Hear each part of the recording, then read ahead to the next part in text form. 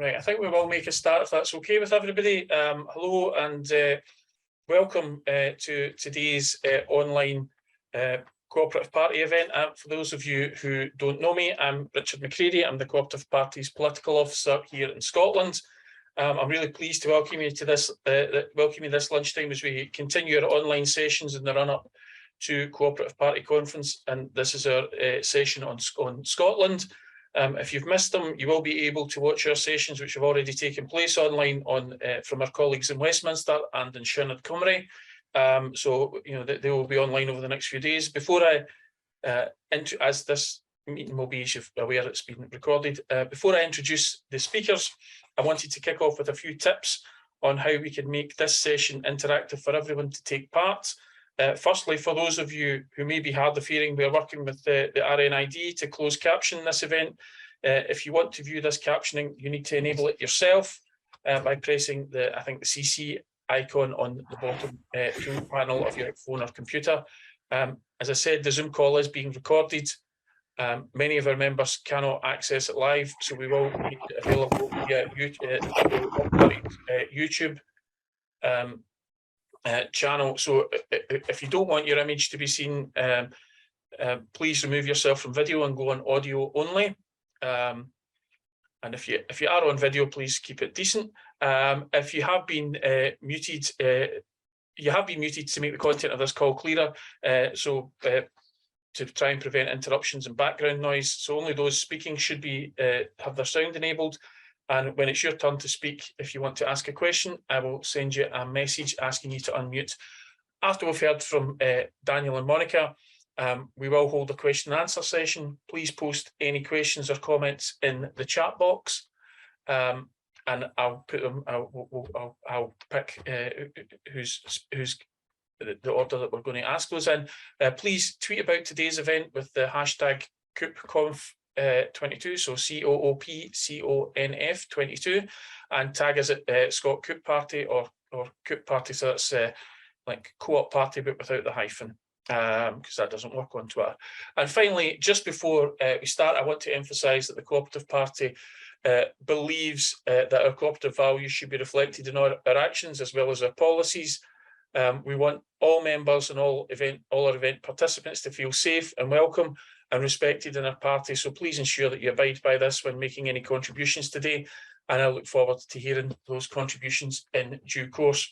Now I'd like to introduce our speakers, who I'm sure you all know. Monica Lennon is going to speak first. Monica is the Scottish Labour and Cooperative MSP for Central Scotland and co-chair of the Scottish Cooperative Party Parliamentary Group, and Daniel Johnson. Daniel is the Scottish Labour and Cooperative Party MSP for Edinburgh Southern, and along with Monica, he's the other co-chair of our Scottish Cooperative Party Parliamentary Group. So we're delighted to have them both here today with us. So without any further ado, over to you, Monica. Thanks. Thank you, Richard. You can all hear me. Yeah, good to go. Sure. Well, good afternoon, fellow cooperators. It is lovely to see so many familiar faces and a few names I don't quite recognise. So it's a good sign that you've come along this afternoon. I know everyone is very, very busy. We've got a really busy week in Parliament. We're dealing with emergency legislation today and tomorrow, but there's always time for the Scottish Co-op Party, and delighted that Daniel and I can be here together today with a sort of a double act, I think, but really good to hopefully touch on some of the positives and some of the highlights and good work to build on, because we do meet in really difficult and challenging times. So really grateful to Richard and the team for bringing us all together today, because when you look at the news, you look at the chaos, particularly that we're seeing in the Tory conference, but obviously it's impacting on the country. You know, people are losing hope. There is despair, there is apathy, but the theme today is from crisis to cooperation. So collectively, we know that our values are relevant more today than ever. So if I can just start by reflecting back on the council elections that happened earlier this year, and I can see quite a few councillors in the virtual room.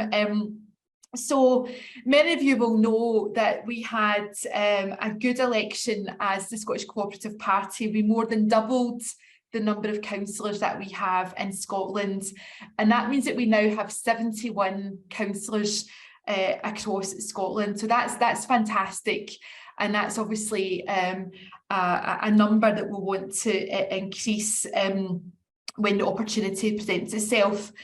And we now have a number of councils that are run by cooperatives, including South Lanarkshire, where I am resident, and the city of Edinburgh. So I think that really is important. And already we're seeing that our cooperative councillors are implementing many of the policies that were included in our 12 ideas for local government manifesto, delivering cooperative policies in our community. So again, thank you to everyone who contributed to those policies and to that manifesto, and those who stood for election perhaps didn't make it this time, but really you know, we're out there in the community as ambassadors for the Cooperative Party. Now that we have 71 councillors from the Co-op Party, I think we have, I'm looking at my list, is it 11? Richard will keep me right. I think we have 11 cooperatives in the Scottish Parliament. So we want to grow that number too. So hopefully Daniel and I can take some tips from colleagues on the call today. In terms of what we are doing in Scottish Parliament, and you probably can tell from the cupboards behind us that Daniel and I are in our respective offices in Parliament, a few doors away from each other. So what have we been doing as cooperative MSPs in the Scottish Parliament? You will probably know this, but the Cooperative Party is the only political party which holds the fair tax mark. And here at Holyrood, Rhoda Grant MSP has continued to promote the fair tax mark and call for fairness in procurement. We believe that companies that pay their way by paying the correct rate of tax at the correct time and in the correct jurisdiction is really important. And as cooperators, we've been calling on the Scottish Government to look at ways of including these issues in Scottish procurement approaches. And again, Co-op Party councillors have led the way in local government. Many councils have signed up for the Fair Tax Declaration, again, including South Lanarkshire and Edinburgh, but also Midlothian, Dundee and Dumfries and Galloway. And apologies if I've missed anyone out. Also in the Scottish Parliament, there's been a lot of focus on food justice, and again, Labour and cooperative MSPs leading the way. So in the face of the cost of living crisis, we have been supporting moves for the right to food to be enshrined in Scots law. And again, huge thanks to Rhoda Grant, who's really led on that work with her proposal to enshrine the right to food in Scots law, but also to Colin Smith, who's done a lot of work on this in terms of his role in Parliament too. And there's been lots of issues that Co-op MSPs have raised in Parliament. Sarah Boyack, for example, has been promoting the Co-op Party's campaigns to ensure that the BBC and Channel 4 are under democratic control. I've taken the opportunity to lodge parliamentary motions to align with other Co-op campaigns. So, for example, over the summer, you'll be aware that the Co-op Party was campaigning for the UK government to stop treating sunscreen as a luxury item and for VAT to be removed. And thank you to those who publicised my parliamentary motion, shared that on social media and so on. And building on my work in the previous Parliament on ending period poverty and promoting period dignity, the Period Products Act came into full legal force in August of this year. And I'm really pleased with the progress that is being made.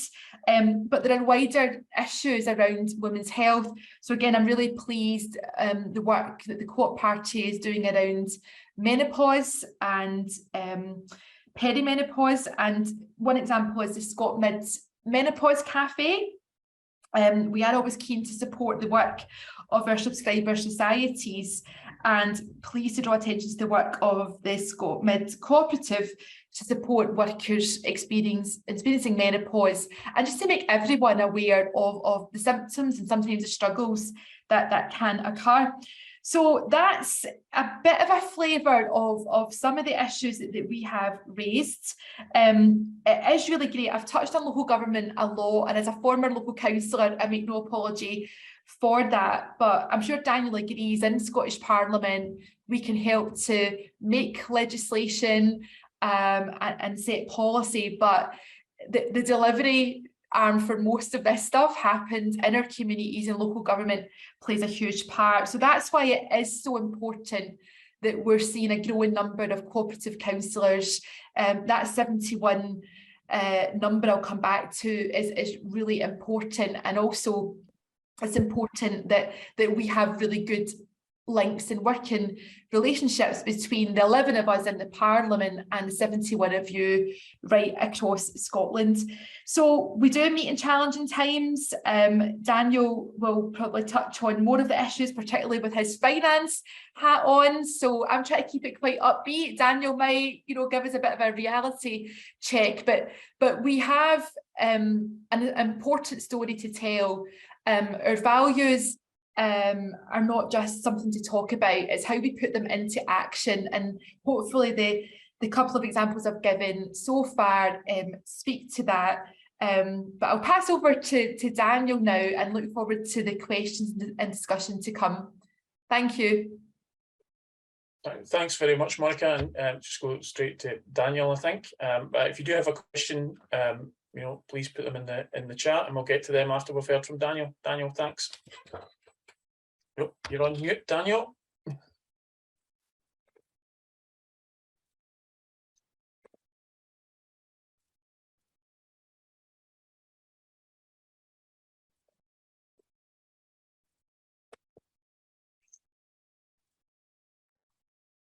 There we are. Right, sorry. Yeah, quite right not to let me have control over whether or not I can be heard or not. And I'll be mindful of that as I make my contribution. Although, I would say, just linking on from what Monica was just saying there, we did meet very briefly before this meeting. And I was sort of saying, well, I think what I need to set out is just how dire the financial circumstances are, and how we must be bracing ourselves for kind of just really very difficult times. And Monica just said, I think, Daniel, you need to keep it a bit more upbeat than that, and talk about the power of the Cooperative Party within Parliament and across the Labour Party. And she's absolutely right. However, let me just say this.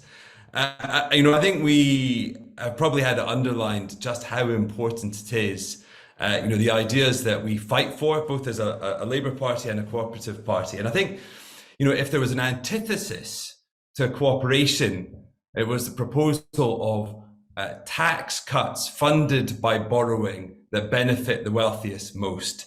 And I think that is as opposite to cooperation and the principle of the cooperative movement as you could probably have. So I think these ideas are more important than ever. So I probably won't go into the doom and gloom any more than that. And I thank Monica for the gentle nudge she gave before the session started. But look, I think the other thing I would point out is, we are actually standing in a really strong position as a cooperative party. As Monica highlighted, we had fantastic results for cooperative councillors, including Tim Pogson from my own patch, who took Labour from, was it third to first, Tim, or was it fourth to first? Third to first, I think. A really phenomenal result, and really based on a very community-focused, community-led campaign. And I think that sort of demonstrates what we can do, when we are fighting. It's not just about ideas in Parliament, it's actually about how we approach elections and seek to engage. And indeed, I think our group here in the Scottish Parliament is also a good testament to that. 11 of the 21 of us are Labour and Cooperative. And I think that really is brilliant, that the Cooperative are a majority of the Labour group. And I think what we need to do is aspire to be the whole of the Labour group in the next Parliament. But let me run through some of the things on my list that I think that we have done or we're looking at. I mean, first and foremost, I will blow my own trumpet. August marked the year anniversary of my private member's bill coming into force. So it's now an act of law. Indeed, it has now been used over 3,000 times in charging people who have either abused or assaulted shop workers in that year. And I think that is quite astonishing. I mean, on the one hand, I am pleased the law is being used, and critically, I know, speaking to police, that they find it useful because it's framed in the same way as the protections for police officers is in the Police and Fire Reform Act.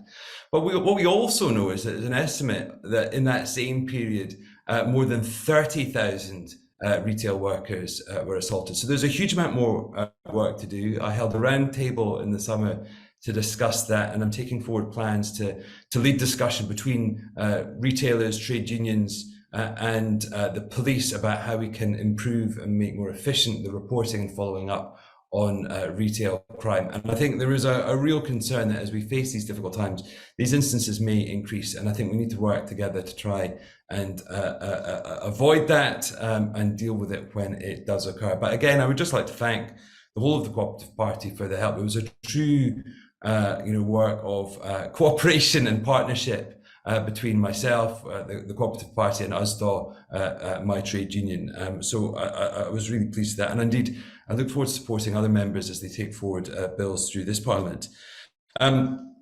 Perhaps, most interestingly, there's been a lot of work from the group about growing the cooperative economy. Indeed, the Scottish Government itself has a target of achieving 500 cooperative enterprises in Scotland. Now that's ambitious because currently there are only 200 cooperative enterprises in the country. So that will take a huge amount of effort, and you will hear, and you do hear MSPs quite regularly in debates talking about advancing cooperatives and cooperative solutions, and we need to see much more of that. Indeed, I myself have just recently in visits have visited Jerba Caravans, which is employee owned, and also the Edinburgh Bicycle Cooperative, which are both examples of employee-owned in the former and cooperative in the latter, of really successful businesses. And I think in giving employees equity, empowerment, and say in the way that their employment is organised and run is vitally important, and is the way forward for the whole of the economy. And I think that is the fundamental principle that we want to see both advanced by Labour and cooperative MSPs, but also adopted by the government. We've also, Paul Sweeney is the chair of the cross-party group on cooperatives, and he is taking that forward and doing good work in terms of actually reaching out to other parties across the Parliament to ensure that it's not just Labour MSPs that are advancing cooperative principles. We have also had Scottish Labour and Scottish Cooperative conferences. This year, the Scottish Cooperative Party had a strong presence at Scottish Labour Party conference in March, and held a number of very successful fringe meetings. We also have seen the Scottish Cooperative Party making its voice heard in the policy process through proposing, amongst other things, Scottish Labour's Energy Transition Commission, on which the Cooperative Party is represented. And I think this is again a clear demonstration of the importance of cooperative principles as we seek to embrace the necessary changes in our economy. I mean, likewise, we continue to see the Cooperative Party campaign on retail and the high streets. And we really do need to look at what can be done to protect the high streets. They're incredibly vulnerable at the moment. I mean, in particular, the cost of living emergency doesn't just affect people, it affects businesses. And even with the measures that have been taken, we are going to see commercial premises experiencing doubling or trebling of those costs. That will put lots of businesses at real risk. Businesses that are the heart of their communities, the real glue that enable people to live and survive in their local communities. I think as we all became so aware during lockdown, I think it'd be tragic if we got through that crisis only for them to go out of business, with the damaging social impacts that would have with the energy crisis and emergency. And indeed, the Economy and Fair Work Committee, on which both Claire Baker and Colin Smith, who are Labour and Cooperative MSPs, sit, and they will be looking more closely at the impact of the energy crisis. Finally, the Scottish Cooperative Party has been supporting Scottish Labour in its work on the Constitution Commission. I mean, I think that above all, the crisis that we have seen at the heart of the UK government, I think that it's clear that we need reform and renewal, and that includes the mechanics of state itself. I think we need, at the very least, an upper house that reflects the new makeup of the United Kingdom's constitution with the devolved nations and indeed devolved mayoralties adequately reflected. And I look forward in due course to these plans being published, and Scottish Labour and the Scottish Labour and Cooperative Party being at the very heart of advocating the need for change, about a constitutional change that puts people at the very heart of the way that they are governed. So with that, I'll stop and I look forward to some questions. Thank you very much, Daniel. That's a fantastic contribution. Is anyone, if anyone has a question, if you can either raise a virtual hand or put it in the chat, we'll get to those. You must be delighted with what Daniel and Monica have said, because there's there's none there. Okay, there's now one there that is from Martin Young around. Martin, you want to ask your question, which you should have got a. Can you hear me? Yep. Yep, great. Yes, just like to ask Daniel, position obviously on proportional representation. Now that Keir Starmer's obviously came out and appears to have completely ruled it out moving forward, which obviously seems to be at odds certainly with the CLPs and I think any form of common sense for Labour. Obviously, I know you can't really go into too much about what you've been sharing on the Constitutional Convention, but is it completely dead, or is it something that's still on the go? Yeah. Okay, I'll ask. I'll also. I think Francesca Brennan, Councillor Francesca Brennan, also has a question, so we'll ask her to. We'll take those together if we can. Thanks, Richard. Yeah, I think I've been unmuted, so thanks very much. Thanks so much for that, Monica and Daniel. That's really interesting. I think my question was just around. I've been very much, as a newly elected councillor, sort of following, and a campaigner following the lead of yourselves as MSPs at the Scottish Parliament in the campaigns that you're pushing and trying to bring them to my local area in Inverclyde. In terms of this council term, you know, for example, the food justice one's been great because it's enabled me to kind of go around and visit lots of different charities, third sector organisations that are working on food justice. In terms of this next council term, would you say that the high street really will be a priority for sort of cooperative councillors? Or you've mentioned some things to do with the cooperative economy. It was just to see what you think the main work programme would be and where we could really get our teeth into. Thanks very much. Thanks, Francesca. I'll just go back to Daniel and Monica to answer those. Monica, do you want to go first? Okay. Yeah, just managing the unmuting. Oh, nice, easy questions to get us started. I'll leave the PR question for Daniel since it was aimed at him. I'm sure he's delighted. Thank you, Monica. With that. But Francesca, and congratulations on your election. I haven't seen you in person to congratulate you, but you know the work you're doing in Inverclyde is fantastic. So yeah, you've made a couple of points here on food justice, so keep doing what you're doing. Obviously, we need to make sure that local government and the third sector have the resources and tools that they need to do the things that you want to do in your community. So, you know, we have seen a lot of centralisation in recent years, and we look to government and we get these big top-down approaches, but we're also really keen to hear what's happening at a grassroots level in the community and to make sure that these bottom-up approaches can be shared. And a general point I would make to everyone on the call is if you're doing really good work or you come across really good case studies, let us know. Some of us sit on committees and that can help inform the development of policy in here as well. But your point around, before I leave food, clearly some councils have already taken action to wipe out school meal debt, for example. For colleagues who maybe don't know, currently the Scottish Government do fund universal free school meals for P1 to P5, but primary 6 and 7 don't yet benefit from that, and there hasn't been a cast iron commitment that will be rolled out for secondary school, although I think politically there's some change coming. So again, I think that's a really important space for us to be in. In terms of the high street and our town centres, that whole place-based agenda, as a former town planner, I probably could talk for another hour about this, so I definitely won't do that. But I think Francesca's raised really important issues. It's an area where we could be quite gloomy and say, right, you know, it's the death of the high street as we know it, and some towns maybe have to be left behind, but we can't allow that to happen. I think there are opportunities. As someone who sits on the Parliament's Net Zero Energy and Transport Committee, I think we do need to be more creative about existing buildings or older buildings that have so much character and bring so much identity to our communities.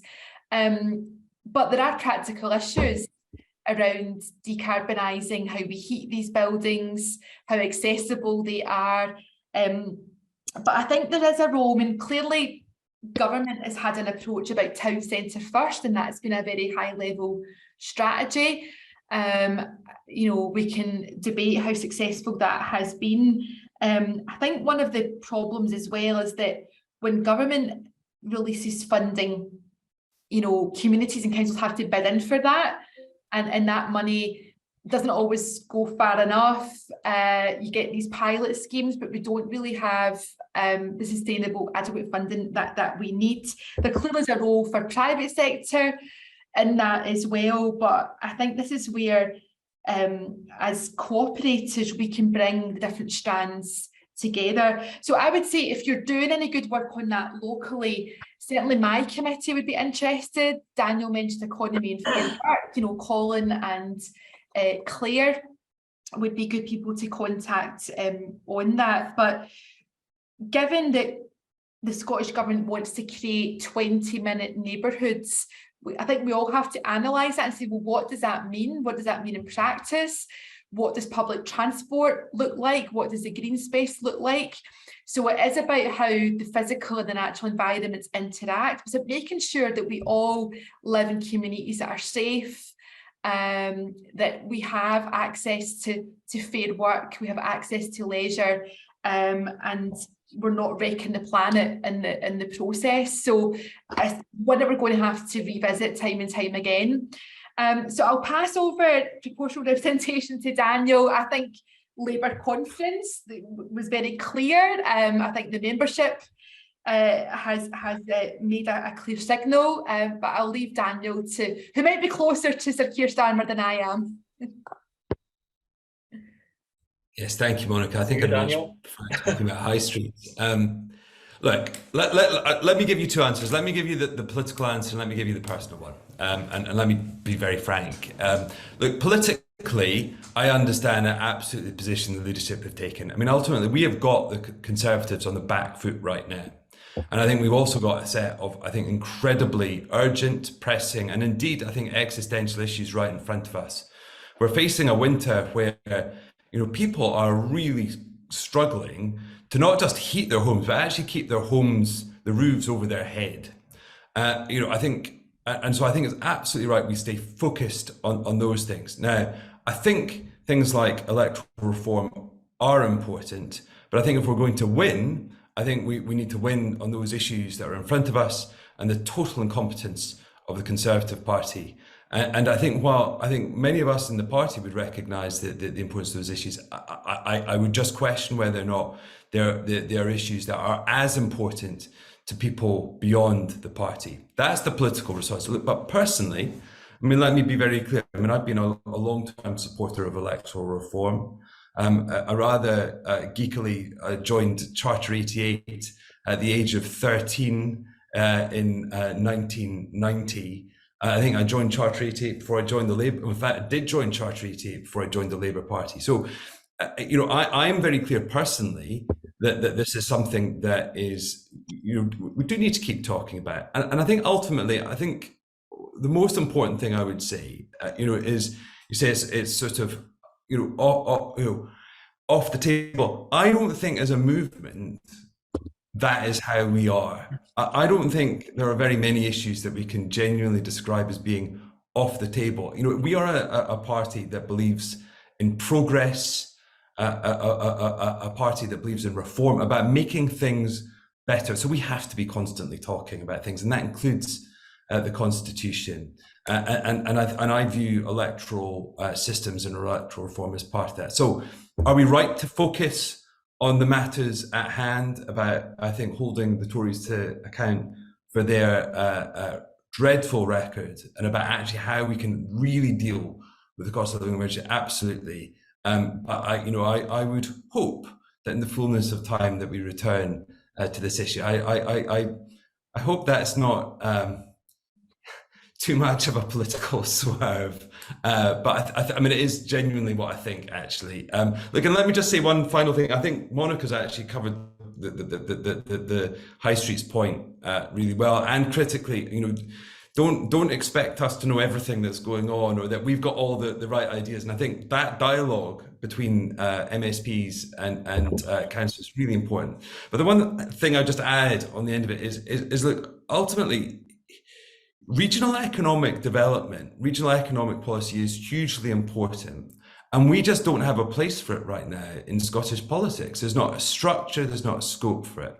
But all the economic thinking all points in the same direction, that essentially the way that cities, towns and regions work together is of critical importance, making sure that you have the right infrastructure in place, that you have sustained development, that people can move easily, efficiently and affordably, that goods can do the same, and that you have the systems of infrastructure to support that. But we don't have the systems in place.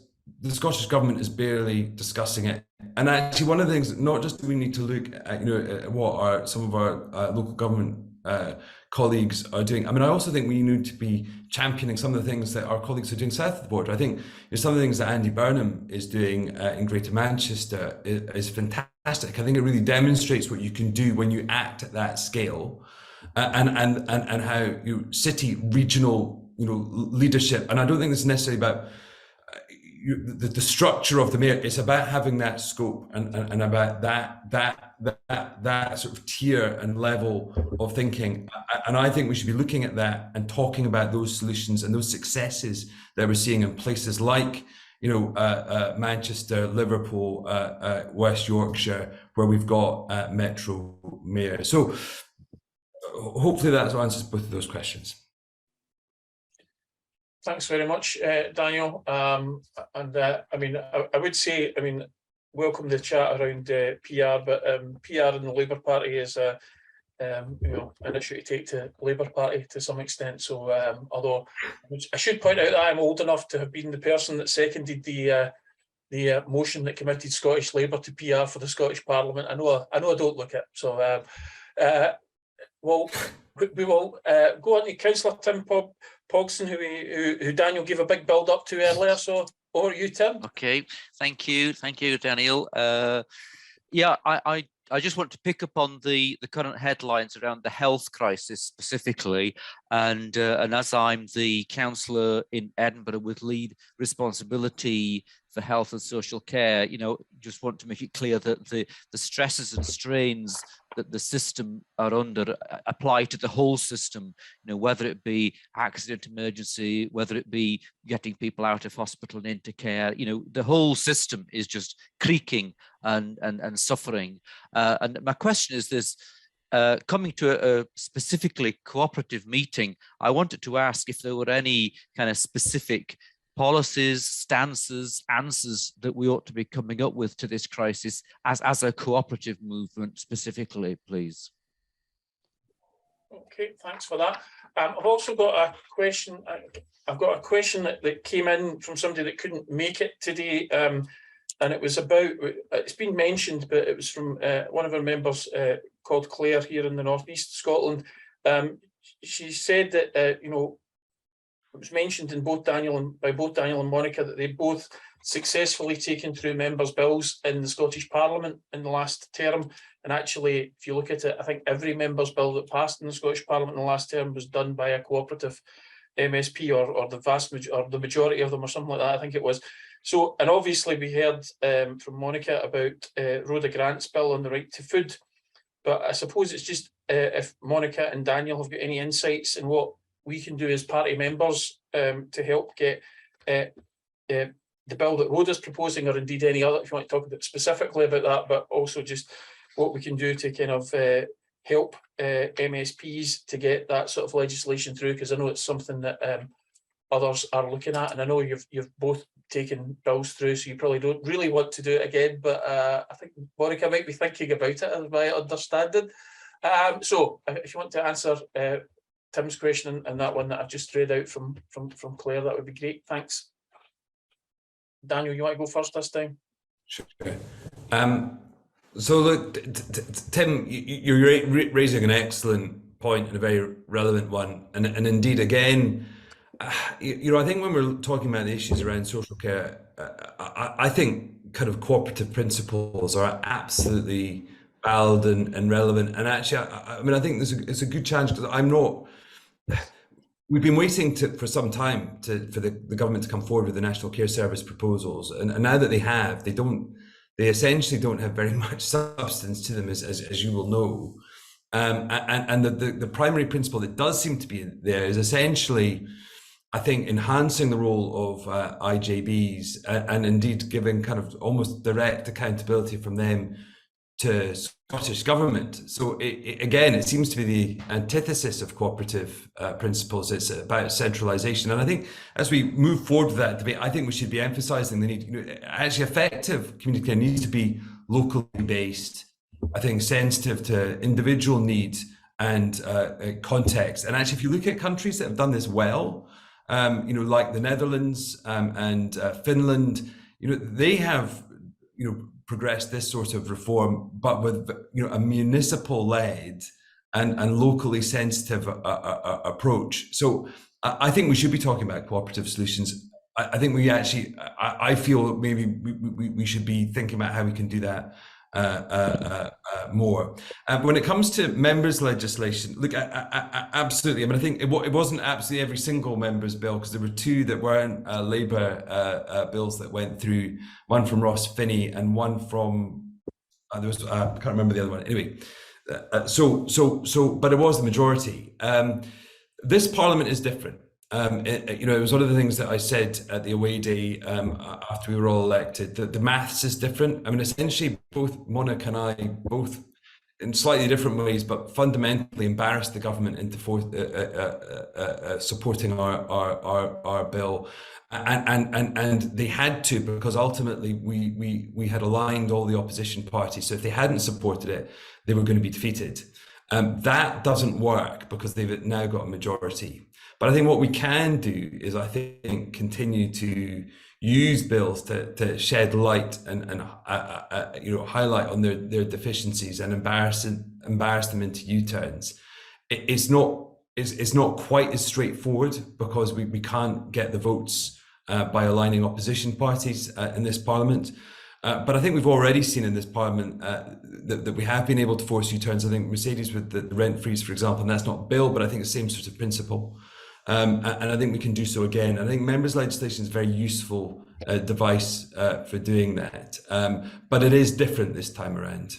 Anyway, I'll hand over to Monica. It'd be interesting to hear her thoughts on it.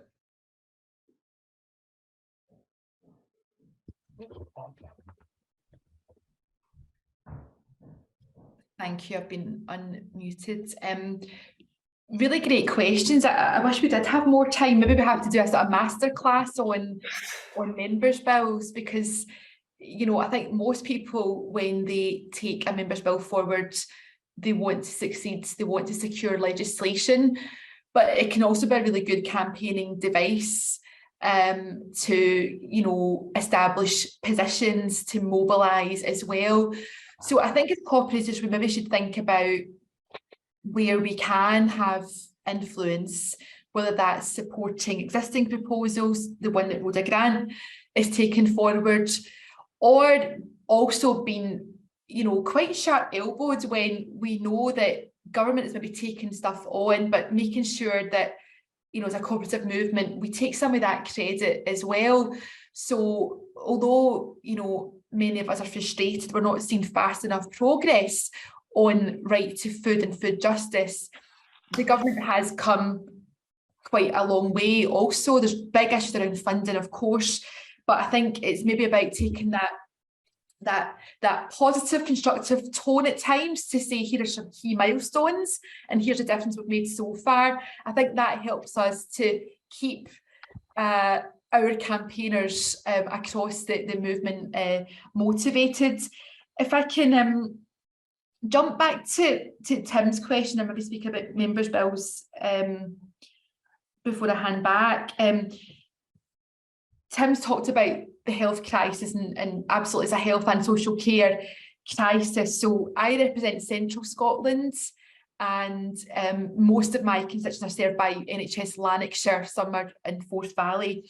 So last week I asked a question of the Cabinet Secretary, Hamza Yusuf, and on that day I was able to say that my local health board where I live and my family depend on the services too, we've been in a code black crisis for 260 days. It's more now. So that started in October last year. There was a slight reprieve this year and then straight back into code black. And that means it's unsafe for patients, unsafe for staff, very worrying and distressing for families. It means that we don't have enough beds, we don't have enough staff, there's no headroom at all. So if there's anything exceptional happens, like a big crash on a motorway or a huge big fire somewhere, there's just no capacity in the system. So imagine having to go to your work every single day and you're already, you know, very, very anxious because you're walking into a situation that is just not good for anybody. So the workforce are operating under really difficult circumstances, and you know, as cooperators, we believe that power and wealth should be shared. We believe in democratic public ownership. So public services, including the NHS, are really at the heart of our values, and we've got to go out there and defend and be a voice for those who maybe feel that they are powerless. So we're seeing a huge amount of organisation in workplaces. You know, we've got a big rally at Parliament tomorrow with the Royal College of Nurses, but the threat of industrial action is very, very real, and, you know, sadly is justified because workers feel badly let down. So we clapped for carers, but we're not giving them a fair package in the workplace that is partly about pay, but it is about health and safety. It is about development and feeling valued. So I know that the Co-op Party's taken a close interest in the National Care Service proposals and what that means. I think that's an area where we do need to be more vocal and organised. I don't have a lot of confidence in the Scottish Government's Social Care Minister, Kevin Stewart. And I'm not saying that to make a personal point, but I've had experience of the Minister when the planning bill was being taken through Parliament in the last session, and we had to amend it within an inch of its life because it was a badly drawn bill. I don't just say that as a former planner. You know, Daniel had lots of strong opinions as well, and the Minister just did not engage well with parliamentarians. He had a very closed mind, and that's my concern, that he's been given this huge project of the National Care Service, and I'm not sure that we're going to see a good outcome from that. So again, Tim, you know, in your new role, again, congratulations, but no pressure. You've got a really important job to do, and it's really important that, you know, we try and inform colleagues in Parliament and elsewhere. You know, a no delay discharge is a big issue in Lothian. It's an issue in Lanarkshire as well, like elsewhere. You know, it's really upsetting to hear about the waiting lists for care home places, as well as social care packaged in the community. So we have a lot to do on that. So going back to members' bills, I'll make a slight plug for, I mean, I'm potentially working on a few members' bills, but that's a bit greedy. But the one that I have been working on, and if the government steal it off me, I'll be quite happy, but to criminalise ecocides. So this is a global campaign. And if you're not aware of it, I think the Co-op Party should get involved. So this is a Stop Ecocide International campaign that was kind of masterminded in Scotland by the late Polly Higgins, who sadly died of cancer a couple of years ago, and Polly was from the Loch Lomond area. But this is, and it sounds very, very high level, but it's about the crime of ecocides, you know, severe, serious damage to ecosystems, to nature, being recognised at the International Criminal Court in the way that genocide crimes are prosecuted, war crimes. So that sounds very high level. What can we do in Scotland? Well, we can do an awful lot about that, frankly. So I'm scoping out a members' bill on that. Interestingly, David Lammy of UK Labour, I think it kind of just slipped under the radar, but David's made commitments that the next UK Labour government will legislate in this area. So perhaps my many, many tweets about ecocides have been picked up by colleagues, but it is something that cuts across party interests. I won't name check them, but there are some prominent Tories who are very strong in this area. But it is about that system change that we all want to see. It is about making sure that governments and corporations are accountable. It's about changing behaviour at that very national corporate level. But it's something that we can do in Scotland, and I've secured a meeting with the Scottish Government to progress that. So I know we're out of time to talk about that right now, but I would love to hear from people on that. I've got a little website we're developing that would host a consultation if we get to that stage. And it's something, again, to Francesca's point about engaging with schools, the third sector, faith groups, everyone has an interest in this. The reaction that I've had in the region and nationally has been really, really positive. And again, a campaign impact that we could all use in our communities, I think would fit very nicely with our values. So I'll hand back to Richard. Yep, thanks very much, Monica and Daniel. That was great. Just to Tim, just to say that the Cooperative Party Conference this weekend in Leeds is considering policy on health, which because of the devolved nature of it, is essentially policy. The document that will be considered will be policy for England, but there are a few kind of tips, you know, for kind of direction of travel for us, and also there is a sort of the Scottish executive of the Cooperative Party is making a few statements around health as well, and that stuff's available online, so we can make sure. I'm planning on sharing the link at the end of the meeting, so we can make sure that's shared. I've got one more question that I'm going to ask, I think, quite quickly, if I can get that. I got it in from one of our members, and it's about maybe more to Daniel, because I think it touches on his area of responsibility, but maybe Daniel and Monica could just do a kind of very brief sum up of as well as thinking about this one. And the question is, do you think the Scottish Government is doing enough to promote economic development in general, and cooperative development and the cooperative model in particular? And, you know, those of us who have been talking about our age a little bit today, but those of us that are old enough to remember, you know, a Scottish Labour and cooperative-led executive in Scotland implementing, bringing into being Cooperative Development Scotland, do you think the Scottish Government is still supporting Cooperative Development Scotland enough? So I'll ask Daniel on that one first, and if you can also just give us any final thoughts, and Monica as well. Thanks. Yeah. So look, I mean, it's a really good question, and I mean, it follows on from one of the previous ones.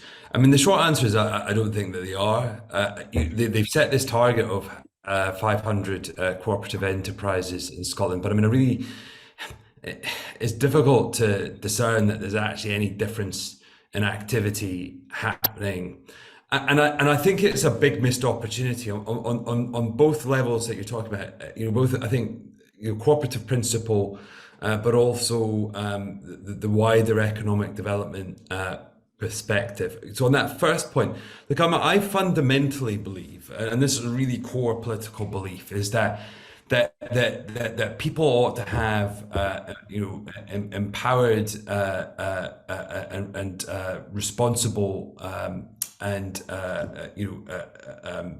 people need to be empowered within their workplace, and I think that's what lies at the heart of the cooperative principle. And I think that good workplaces and good businesses, good enterprises are the ones that do that. We're in the 21st century. We're living in a knowledge economy. I think the days where there was any thought that the sort of satanic mills was the way to organize anything are in the past. The world leading companies are the ones that are based on knowledge, good use of tech, but ultimately actually equipping and empowering the people that work within them. And whether you want to call that cooperatives and whether these businesses all understand it that way, I don't know, but I recognize that as the fundamental principle. So it's not just that it's about that figure. It's actually about that fundamental understanding that the economy works better if businesses and enterprises are more cooperative, and that is fundamental to me, and I think it's a fundamental opportunity the government needs to take forward. So, but I don't see the action on both that commitment to the 500 enterprises, nor the broader principles. And then more importantly, we still have a mess of agencies when it comes to economic development. We started the last Parliament where they were acknowledging that there was a cluttered landscape, and yet they added to it. They created a new board and added 2 new bodies. And within that, I think there's even less clarity about how each of them are meant to function. I think there's certainly no real locus for regional economic development. And essentially, this cooperative commitment floats somewhere in there. It's not core. Whereas I think what we need is actually a government that understands the importance of economic development, understands that regional economic development lies at the heart of that, and whose actually driving principle is about that empowerment of an individual worker, the individual employee, and that is committed to both expanding the number of cooperative enterprises there are in the economy, but actually ultimately ensuring that all businesses endeavour to be more cooperative, whether they are formally cooperatives or not. So there's so much more that can be done. And I think while Monica and I have been discussing many of the things that we've been doing while we are in opposition, and we genuinely are good at delivering in opposition, we need to be in power, because the only way we can really make a difference is by winning at a UK level, winning at a Scottish level, so that we can genuinely make different decisions, different priorities, and deliver differently for everyone in Scotland, because we need a more cooperative country, both in the UK and in Scotland. Daniel, Monica.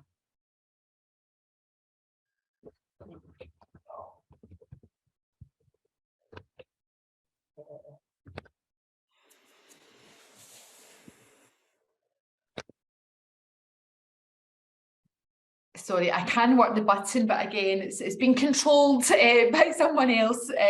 So I think Daniel's given a really good answer. I think, yes, the Scottish Government needs to do much, much more. I prefer to talk about, sustainable development, and I think that really needs to be linked to the whole community wealth building agenda. I think Scottish ministers talk about community wealth building, but it's just words on a page. I don't really know if it's something that's part of their DNA. And, we've seen Joe Cullinane pioneer with his team community wealth building in North Ayrshire. We need to build on that legacy. So we do have a Scottish minister with community wealth building in his title, but is that being delivered? I'm not so sure. And the reason why I say that is because I think there's a whole plethora of government strategies and plans and different projects, but they're not aligned in the way that they need to be. So we're missing opportunities, we're missing tricks. And I put that to the Cabinet Secretary for Net Zero at committee last week. and Ben McPherson was by his side, who like currently is social security in local government. And I asked questions around community wealth building and procurement in the context of circular economy, and it was like I was speaking a different language. So Michael Matheson's supposed to have this really strategic approach across government, and I'm just not seeing that happening. So I think again, work that Sarah Boyack is doing, another cooperator, around you know, a future generations commissioner, linking up sustainability, community wealth building. And I think, you know, we've been banging on about this for a while in the Parliament, but we need to have, you know, a coherent industrial strategy that helps us deliver a just transition for workers and communities. Public ownership, cooperative models at the heart of that. So energy is an example. So when we talk about, you know, our vision for a public energy company in Scotland, it's not this big monolith, you know, this big centralised thing. It's about how we get, you know, cooperative models and local models as well. A lot of that work has been parked by the Scottish Government, as you know. I think the opportunities are around skills, good quality jobs, apprenticeships, how we, you know, reform procurement, again, to get that community wealth building. So if we get that right, the high streets that Francesca's worried about, we can invest in them and help sure that they have a vibrant future. So a couple of worries that I have, I know there's maybe 30 seconds left.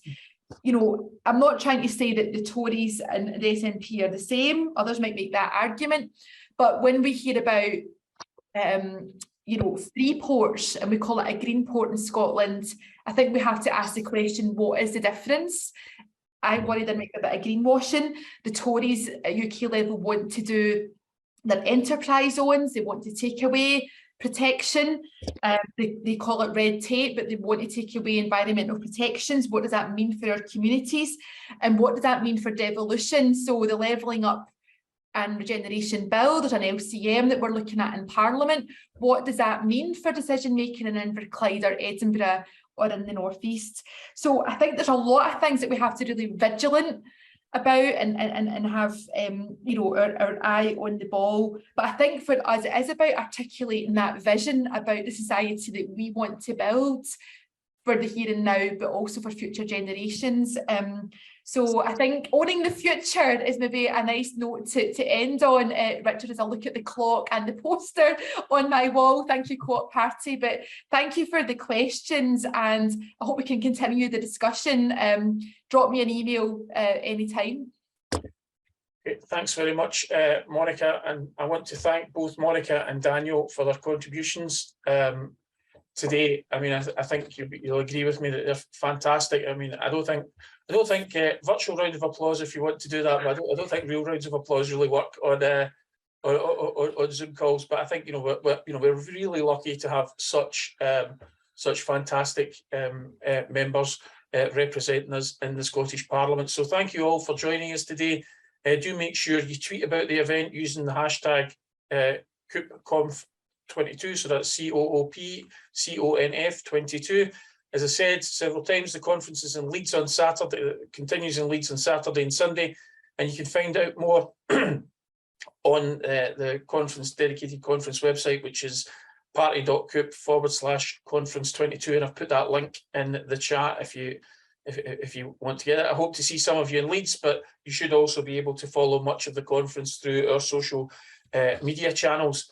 And I also want to say, firstly, just before I finish, to thank my colleague Stephen, who's kept us right in the background, and also Susie, who's been facilitating the captioning of this, because as we said, we take that very seriously. But do remember that all of us who work for the Co-op Party are here to support you as our members, so do reach out if you would like more information or advice. So my email is r.mccready@party.coop. If, like the rest of the world, you can't spell McCready, if you send it to Scotland@party.coop, it will also get to me, which might be easier to remember. So now 1 minute over my time, so you need to sack me, but I want to thank you all very much for coming, and goodbye, and I hope to see some of you at the weekend. So thanks very much, everyone.